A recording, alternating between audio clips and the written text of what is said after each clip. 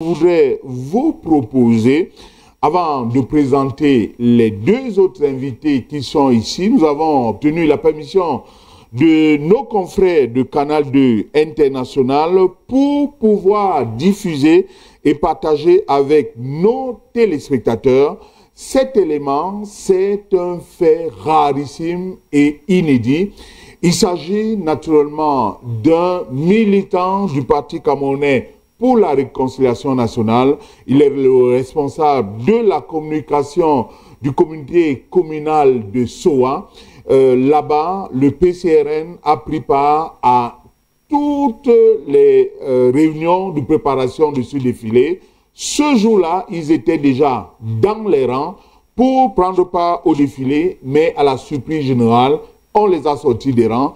Je propose que nous allions planter le décor avec cet élément de nos confrères de Canal 2 International.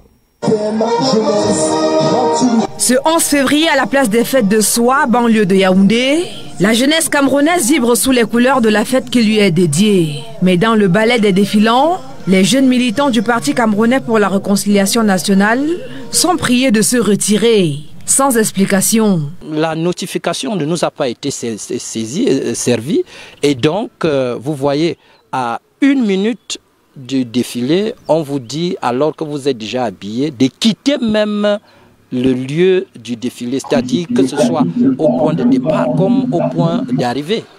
C'était le seul parti, je dis bien le seul parti d'opposition du côté de Soa qui était prêt pour le défilé.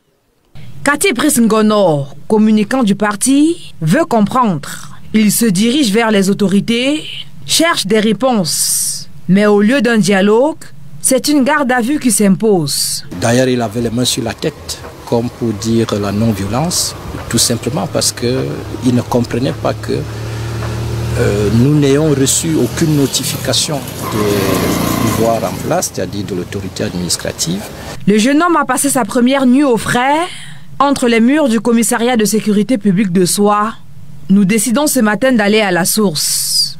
Le sous-préfet Roland Patrick Nganoa et Sono nous reçoit, mais loin des caméras. Il assure ne rien savoir de l'incident et reporte tout échange à plus tard. Les dossiers l'appellent, dit-il. Pendant ce temps, l'affaire ne cesse de préoccuper. À Soa comme à Hawaï, le PCRN a été mis à l'écart du défilé, mais différemment. Côté de Hawaï, nous étions déjà dans les rangs et avec même la banderole écrite parti politique, qu'on est revenu, madame le sous-préfet a demandé à ce qu'on nous mette hors des rangs. Alors, du côté de Nkola Famba, nous avons bel et bien défilé. Donc ça veut dire que c'était des choses à tête chercheuse. Le vice-président chargé des contentieux du parti fait la navette entre la sous-préfecture et le commissariat, cherchant à dénouer la situation. Au moment de boucler ce reportage, Cathy Brice Ngono est toujours retenu. Les festivités du 11 février semblent s'éterniser pour lui sous une autre forme, derrière les grilles et sans fanfare. Très bien, nous sommes allés le retrouver. Elle a très bien dit, la reporter, au moment où le reportage était réalisé, il était encore, j'ai envie de dire, il était retenu au commissariat. Il est avec nous, Cathy Brice Ngono. Cathy Brice Ngono, bonjour. Bonjour, monsieur Amaokol. Vous êtes responsable de la communication du comité communal de Soa, c'est bien cela? C'est exact. Alors, je voudrais dire que ce matin, eh bien, vous avez reçu, vous nous direz ce qui s'est passé tout à l'heure, mais vous avez reçu des menaces ce matin de la part de monsieur le sous-préfet de Soa, qui a menacé votre mère et il lui a dit à votre mère, si jamais vous faisiez la moindre interview, eh bien, on allait à nouveau vous interpeller. C'est exact? C'est exact, monsieur Amaokol. Je dois vous dire que c'est avec une vive émotion, beaucoup de désolation pour mon pays, pour notre pays, le Cameroun. Parce qu'au moment où nous célébrons la 59e édition de la fête de la jeunesse, marquée sous le sceau de la paix, des valeurs de l'économie et de la démocratie, que un parti comme le PCRN, qui respecte toute la législation, se voit refuser l'autorisation de défiler de part et d'autre sur le triangle national, et en particulier dans la commune de Soie, où je suis le responsable de la communication. Donc, M. Armand Okol, vous m'interpellez sur les événements et premièrement déjà à chaud sur ce que j'ai reçu comme menace. Donc, très bien. Commençons par les menaces que vous avez reçues ce matin. Je le confirme. Vous avez des éléments qui prouvent que vous avez reçu des menaces? Je vous le confirme. J'ai reçu l'appel de ma maman lorsque j'étais dans le cas au niveau de Kolfulu, exactement.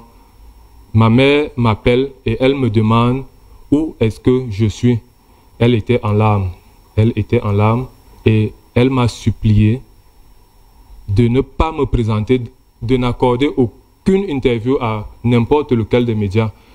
Elle m'a fait savoir au téléphone que elle a reçu un coup de fil venant de la part du sous-préfet. Le sous-préfet en personne? Je ne peux pas confirmer que c'était lui en personne, mais elle m'a fait savoir qu'elle a reçu un coup de fil venant de sa part. Donc, certainement, ça peut être par personne interposée ou par sa propre personne. Là, je ne peux pas l'affirmer parce que ce n'est pas moi qui ai reçu le coup de fil. Et puis, comme j'étais dans le cas avec le caractère bruyant des cransons et tout, mais ce que je dis et que j'affirme, c'est que j'ai reçu le coup de fil de ma mère. Et non seulement ma mère, ma grande sœur, mon père, que je n'ai malheureusement pas pris, je ne pouvais pas prendre le téléphone.